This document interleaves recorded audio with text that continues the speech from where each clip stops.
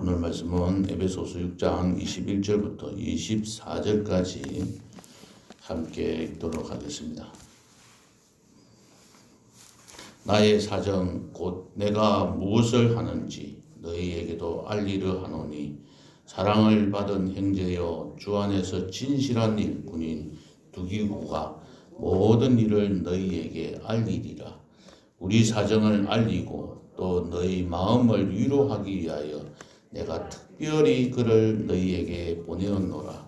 아버지 하나님과 주 예수 그리스도께로부터 평안과 믿음을 겸한 사랑이 형제들에게 있을지어다.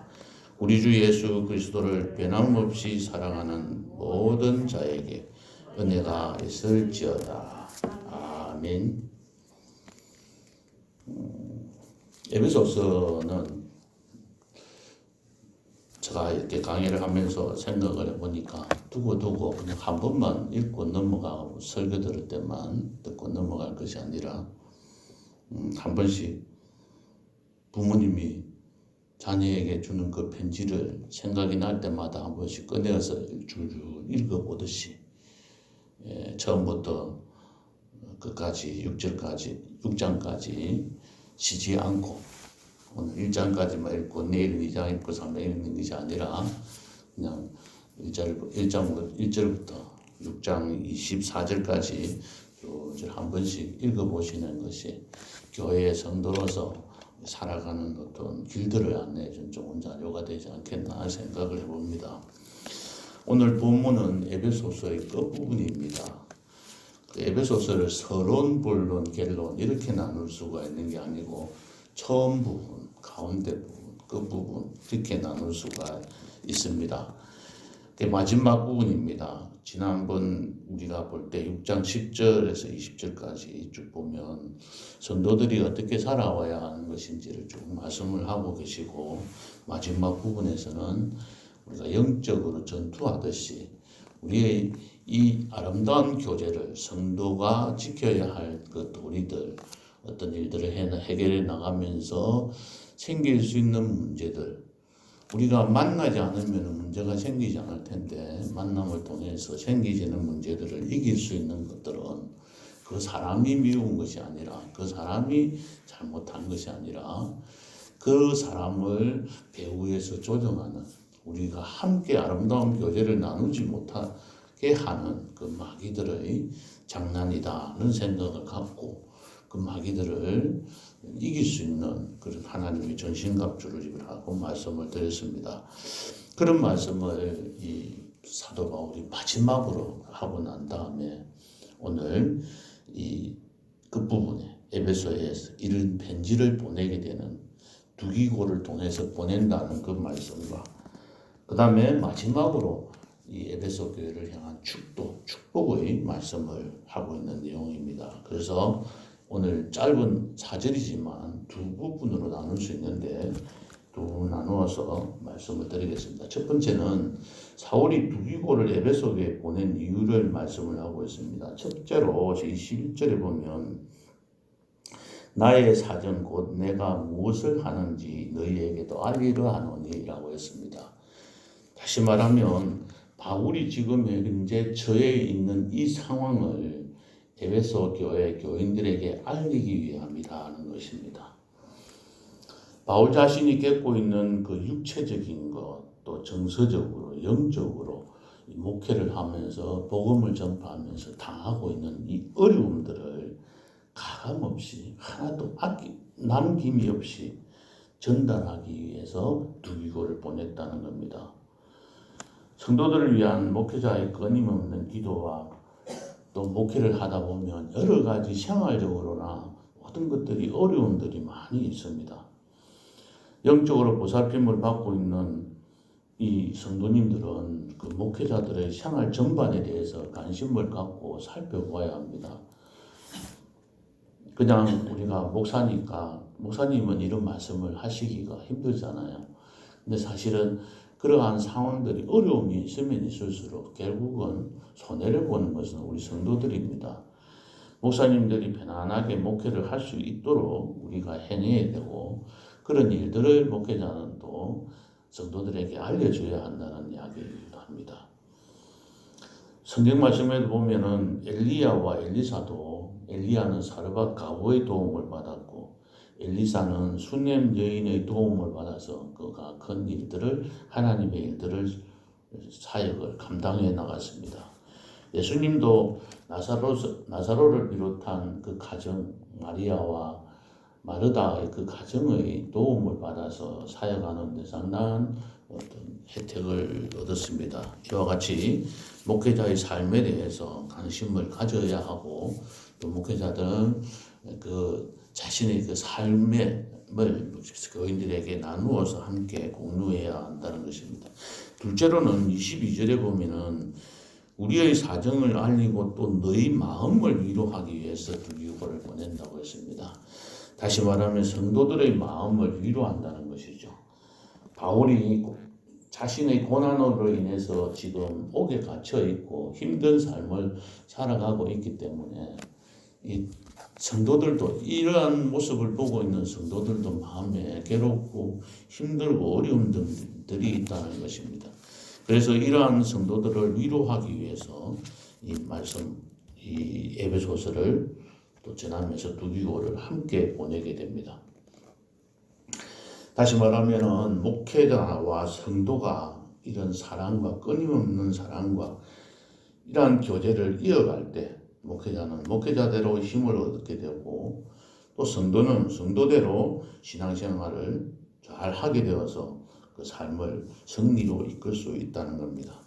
이러한 모습들이 목회자와 성도의 아름다운 교제가 이루어질 때에 복된 교회, 복된 목회, 또 복된 성도들이 될 수 있으며 우리 교회는 좋은 교회로 성장해 갈 것입니다. 크게 두 번째로 그러면 이 두기고는 어떤 사람일까요? 오늘 말씀에 보면 21절에 보면은 사랑을 받은 형제입니다 라고 했습니다. 여기서 사랑을 받았다는 이야기는 정확하게 표현을 하면은 친애하는 두기고 그런 뜻입니다. 친애한다. 그러니까 우리가 보통 우리나라에서는 친애하는 국민 여러분 이렇게 쓰다 보니까 이 친애라는 말이 그냥 상투적인 말로 그냥 사용이 되어서 큰 의미가 잘 전달되지 않는데 진실로 사랑하는 내가 진짜로 사랑하는 국민 여러분 이런 뜻이에요. 그러니까 얼마나 그 말을 쓰면서 다시 한 번 더 깊이 생각하면서 마음으로 전달하는 그 표현이 되어야 합니다. 그러니까 그냥 상투적으로 친애하는 국민 여러분 하면 아무런 감정이 없지 않습니까? 받아들이는 사람들이. 그래서 여기서 말하는 것은 사랑을 받은 형제라 말은 친애하는 두기고라는 말이에요. 다시 말하면 내만 좋아하는 사랑하는 사람이 아니라 모든 사람들로부터 존경받고 사랑받는 두기고라는 거예요. 이 에베소 교회를 보냈는데 에베소 교회 당시 교인들 너희들도 성도들도 사랑을 할 수 있는 두기고 또 골로새 교회까지 갑니다. 이 골로새 교회 교인들도 사랑받는 그런 두기고라는 말입니다. 우리들도 이 땅에서 살면서 존경받는 사람이 되어야 된다는 말입니다. 우리는 존경받는 자가 된다는 것은 어떤 의미를 가진지 우리가 생각해 보면서 또 우리도 존경을 받으려면 우리 교인들로부터 또 나의 주변으로부터 이렇게 친애하는 누구, 존경받는 누구가 되려면 어떻게 해야 될까요? 그때 기도하면서 항상 그러한 모습으로 살아가기 위해서 노력해야 할 것입니다. 두 번째로 이 두기고는 진실한 일꾼이라고 했습니다. 주 안에서 진실한 일꾼인 두기고가 했습니다. 이 두기고는 바울의 곁에 있으면서 많은 일을 도왔습니다. 아시아 사람이었습니다만 바울의 제3차 전도 여행에 동행하였고 마게도니아와 아가야 지방에서 연보한 그 구제금을 가지고 예루살렘에 방문한 6사람 중 한 사람이었습니다. 이런 돈갈이를 할 정도로 아주 진실한 사람이었습니다. 항상 바울이 목회하고 있는 그때에 바울 곁에서 이렇게 도와주고 있었던 사람입니다. 이렇게 많은 일을 감당할 수 있었던 것은 두기고의 신실함과 이에 대한 바울의 믿음 때문이었습니다. 바울이 이렇게 함께 웃고 또 함께 울고 그러한 할 수 있는 진실한 관계를 가지고 있을 때 진실한 일꾼이 될 수 있다는 것입니다. 바울은 이처럼 동력자들의 헌신이 있었기 때문에 큰 일을 할 수 있었습니다. 그의 곁에는 디모데도 있었고 디도, 실라, 누가, 브리스길라, 아굴라, 두기고 등의 헌신이 있었기 때문에 그는 이러한 일들을 잘 감당할 수 있었습니다. 이렇게 아름다운 동력이 이루어질 때 우리 교회는 더욱더 크게 성장하리라고 생각합니다. 우리는 이러한 아름다운 동력을 이루기 위해서 우리는 모두가 자신을 낮추는 겸손한 마음을 가져야 할 것입니다. 자신의 부족함을 알고 다른 사람의 은사와 다른 사람이 갖고 있는 그 장점을 찾아서 칭찬해주고 그 좋은 점들을 교회의 발전을 위해서, 교회의 성장을 위해서 사용할 수 있도록 배려해 줄 아는 마음들을 가져야 합니다. 남들이 잘하고 있을 때 격려해 줘야 하는데 오히려 빈둥대는 말로 인해서 상처를 주기도 하고 그 하고자 하는 의욕마저 꺾어버리는 경우들도 많이 있음을 우리 자신들이 잘 아실 겁니다. 다른 사람과 협력하여 일하고자 하는 마음, 혼자 하기 때문에 내버려 두는 것보다도 함께 가서 도우면서 일할 수 있는 그런 마음들. 우리가 4장에서 말씀했듯이 겸손한 마음과 온유한 마음과 인내와 사랑하는 마음으로 서로 용납할 수 있는 마음들. 성령님께서 하나 되게 하신 것을 끝까지 힘써서 지켜야 되겠다는 그러한 마음들. 나 혼자가 아닌 다른 성도들을 같이 참여시켜야 되겠다는 그런 마음들이, 그런 것들이 있을 때 우리는 함께 만들어갈 수 있고 함께 동력할 수가 있으며 나중에 바울이 두기고를 부르고 한 말처럼 사랑을 받는 형제요 당신은 진실한 일꾼이라는 평가를, 칭찬을 서로 나눌 수 있는 그러한 성도의 교제가, 아름다운 교제가 일어나야 할 것입니다. 성도 마지막에 23절부터 24절까지는 바울이 마지막으로 에베소 교회를 위해서 축복하는 말씀입니다. 첫 번째로는 무엇이 있어야 한다고 축복했냐면 아버지 하나님과 주 예수 그리스도께로부터 평안을 받아야 한다고 했습니다. 예수님께서는 제자들에게 평안을 말씀을 하셨습니다. 그것은 평안을 너희에게 끼치노니 곧 나의 평안을 너희에게 주노라. 내가 너희에게 주는 것은 세상이 주는 것과 같지 아니하니라. 너희는 마음에 근심하지도 말고 두려워하지도 말라. 그것은 물질이든지 이 세상에 있는 권력이든지 또는 건강이든지 우리 가정의 행복이든지 이런 우리 눈에 보이는 것으로 통해서 우리가 얻는 평안이 아닙니다. 잠시 동안만 평안을 줄 것입니다. 그러나 항상 하나님께서 주시는 평안은 그들과 무관하게 십자가로서 하나님과 우리 사이에 원수된 것과 인간관계에서 원수된 것을 모두 부수고 주신 평안이기 때문에 참된 평안입니다. 하나님과 주 예수 그리스도께로부터 받은 평안을 늘 누리는 여러분들이 되셔야 합니다.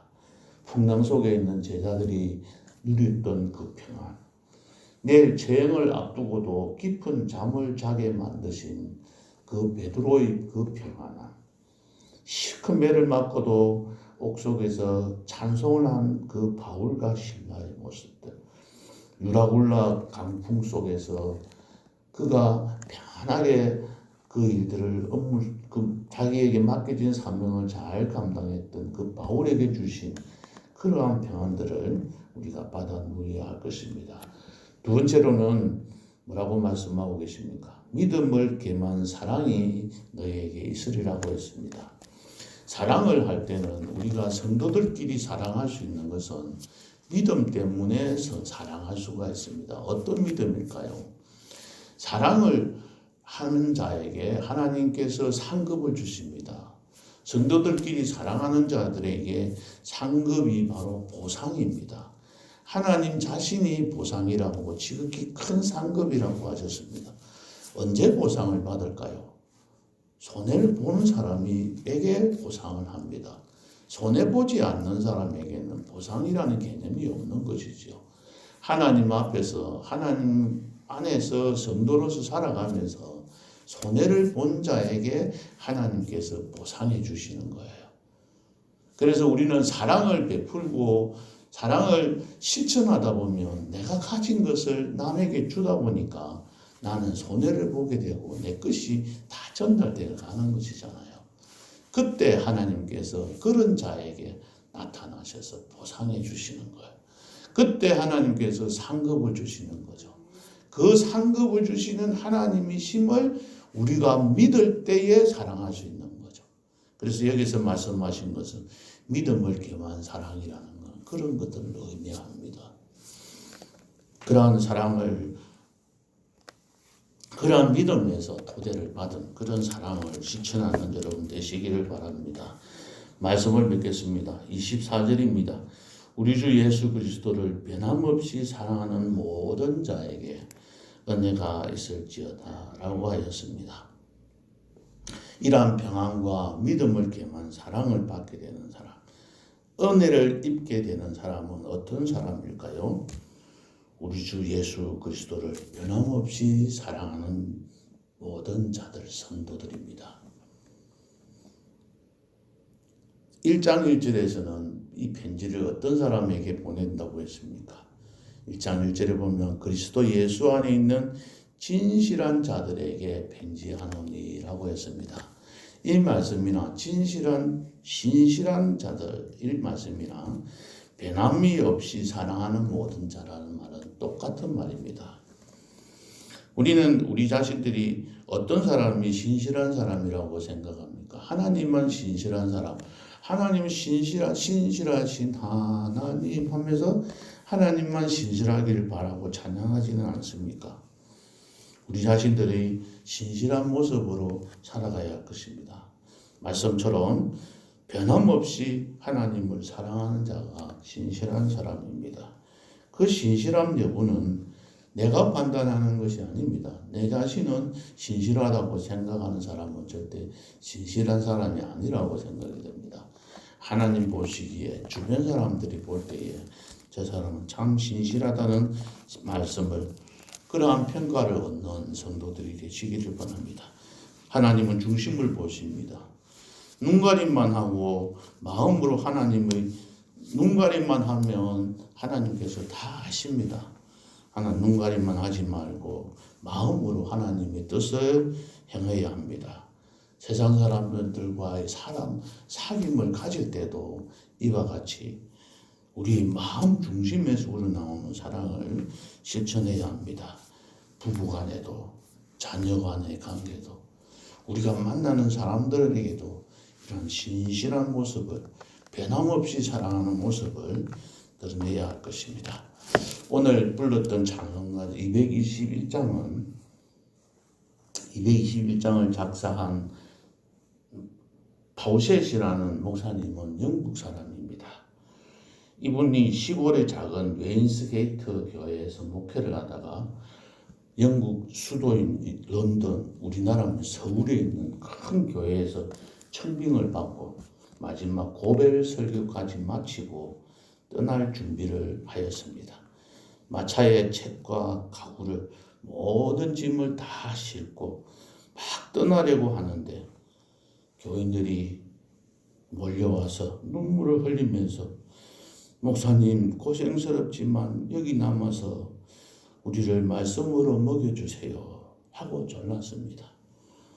그러자 그의 아내가 울면서 말하였습니다. 여보 난 도저히 못 가겠어요. 그때 목사님 나도 마찬가지입니다 하면서 그 목사님도 울먹이면서 말씀하십니다. 우리 가지 맙시다. 자, 짐을 내려주세요. 우리는 안 가겠습니다. 그대로 있겠습니다. 이때 교인들은 한호성을 지르면서 달려들어 짐을 도로 사택으로 들고 들어갔다고 합니다. 목사님은 자기 방에 들어가서 눈물 어린 눈으로 이 찬송 시를 지었다고 합니다. 주 믿는 형제들 사랑의 사귐은 천국의 교제 같으니 참 좋은 친교라 찬송을 지었다고 합니다. 우리의 모습이 이 교회에서 함께 동력한 우리들의 모습이 이러한 모습이 되었으면 합니다. 이러한 생각을 갖고 221장 찬송 다시 한번 부르도록 하겠습니다. 찬송가 221장을 펴시고 함께 찬양하시겠습니다. 주 믿는 형제들 사랑의 사귐은 천국의 교제 같으니 참 좋은 친교라. 하나님 보좌 다 기도 드리니 우리의 믿음 소망이 주 안에 하나라. 피차의 슬픔과 수고를 나누고 늘 동고동 나가면서 참사랑 나누네. 또 이별할 때에 맘 비록 슬퍼도 주 안에 교제하면서 또다시 만나리. 기도하시겠습니다. 하나님 아버지 감사합니다. 부족한 저희들을 창세전에 택하셔서 우리를 부르시고 예수 소망교회에서 하나의 믿음과 하나의 소망을 가지고 서로 교제를 나누면서 섬기게 해주셔서 감사를 드립니다. 우리 만남이 우리의 교제가 천국의 교제와 같이 더욱더 좋은 친교, 좋은 만남이 되게 해주셔서 우리 교회를 좋은 교회로 만들어가는 우리 모든 성도님들이 될 수 있도록 하나님 축복해 주시고 성령 하나님께서 친히 간섭하여 주시고 인도해 주시옵소서. 예수님 이름으로 기도합나이다. 아멘. 함께 기도하시기 바랍니다.